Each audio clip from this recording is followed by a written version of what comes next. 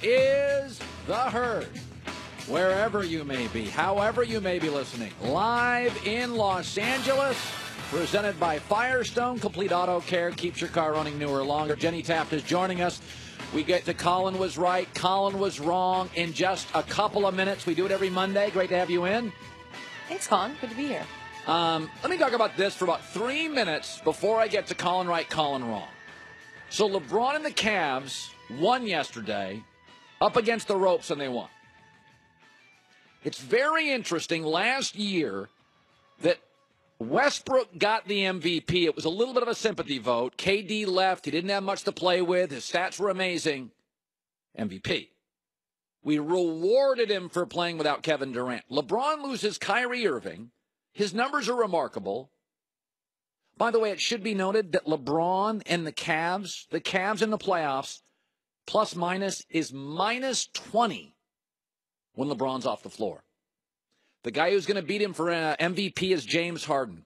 The Rockets are plus 36 when Harden's not on the floor. Now think about that. Let that soak in. That means LeBron has nothing to play with. LeBron is almost never not playing for the Cavs in the playoffs.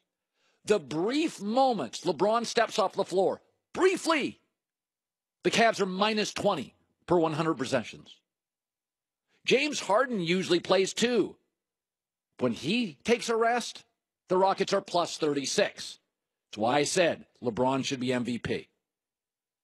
Do we have any idea how bad this Cleveland roster is? Let me give you an example. We have always sort of understood that, you know, when LeBron broke into this league, he got that team to the finals in 2007. You're like, yeah, man, he didn't have anything to work with. All right, let's compare. 2007 on the right, 2018 today on the left. The 2007 team had somebody averaged 12.6, 11.4, 11.3, 9.2, 8.3. After Kevin Love's 12-point straight average, nobody higher. J.R. Smith at 10. Then the averages in supporting him are 9, 7.5, and 7. The 2007 team, and remember this, the league was not three-point driven then. The averages should be higher now because there's more possessions now. There's more scoring now. There's more three-point shooting now. And the averages surrounding LeBron are lower this year than 2007. This is LeBron's worst team in over a decade.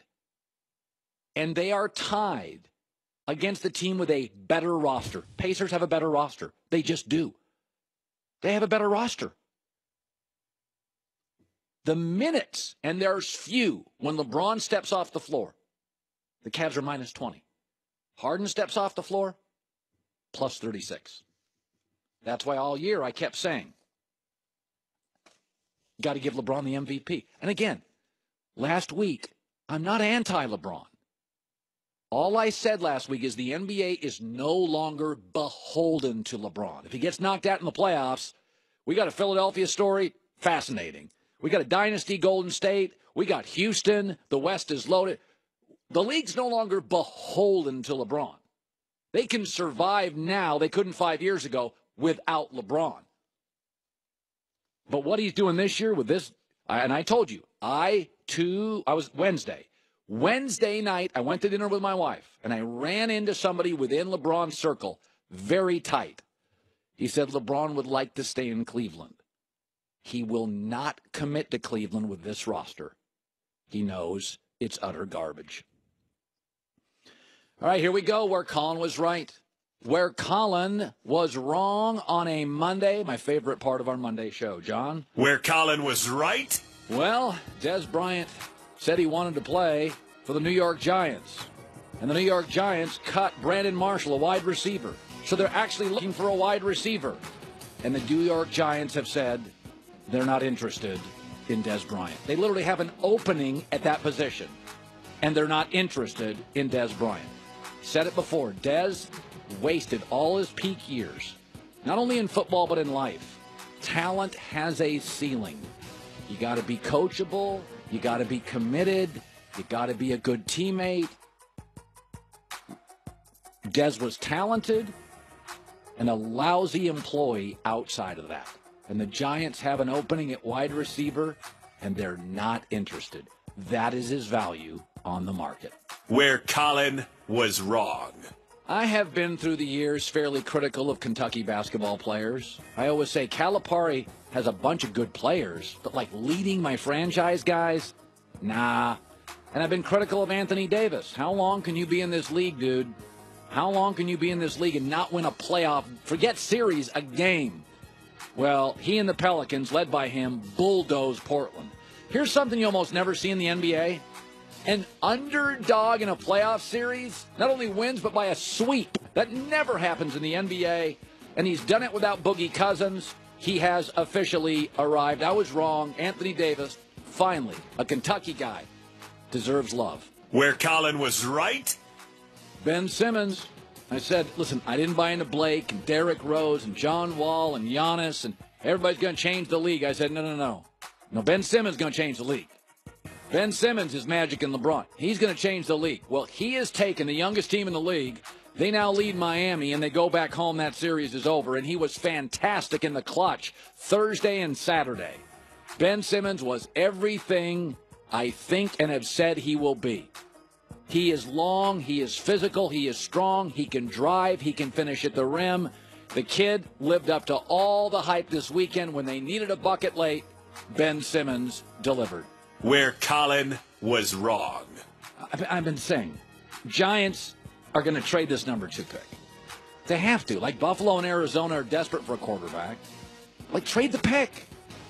Jay Glazer, guy I trust, Fox Sports Radio this weekend, said they're not going to. To me, everything screams Saquon Barkley at 2. Do you think he would do that, or do you think he's more likely to trade down? If he's there, I think they absolutely would take him. Here's the thing about Saquon Barkley. He is as clean a prospect, like superstar prospect, as there's been in like a decade. He will change the face of your franchise. And the crazy thing about Barkley, as much of a freak of nature as he already is, he actually has a lot of room to go. If I had a pick in this draft, I would do whatever I could to get that guy because he's going to change the face of my franchise. Whether I agree or disagree, it does appear Glazer's connected. The Giants are going to go with Barkley. I don't get it. First of all, we got 2 teams, Buffalo and Arizona. Buffalo's got all sorts of picks, and the Giants need to rebuild that offensive line that could use those picks. Secondly, it's the deepest running back class in years. Why are you drafting a running back at number 2? You could get him in the late second round, third round, to get a really good running back. And number 3 is Eli's 37. What's your plan after Eli? I was wrong. Where Colin was right. God, why is the media keep falling for the baby dinosaurs in Toronto? They are so Canada. They're nice, they're polite, and they're cold when you really need them. Everybody, they're so deep. Their roster is so deep. Since when in the NBA has the 9th best player on a team changed the series? Yeah, the Pacers yesterday, Darren Collison taking shots late. That doesn't win in the playoffs. Stars do. LeBron, Ben Simmons, Kevin Durant, Anthony Davis. Like, I never buy into Toronto. I don't know. Is it because the media just loves Canada and the media loves the nice, sweet story? You really trust the baby dinosaurs. LeBron, once again, is going to be the asteroid that kills these dinosaurs. Where Colin was wrong. I thought the Yankee batting lineup was going to be profound and prodigious. Giancarlo Stanton has become a liability. First of all, Yankee Stadium is a hitter's park. He's 5 for 50 at Yankee Stadium. He's batting 100. And remember, with the Marlins, he didn't have all these great sticks around him protecting him. Now you got to throw fastballs to him, right? You got Sanchez behind him, and you got Aaron Judge. Yeah, it kind of protects him. The Yankees are 11-9. He's become a liability. He's hitting 185. The good news is his contract's only 10 years. So, he'll be out of town in no time. Where Colin was right. Russell Westbrook, another awful fourth quarter. Not only did he not have any points, he didn't shoot against Utah. He was a minus 11 in the fourth quarter. Statistically, last 2 years, he is the worst fourth quarter player of note in the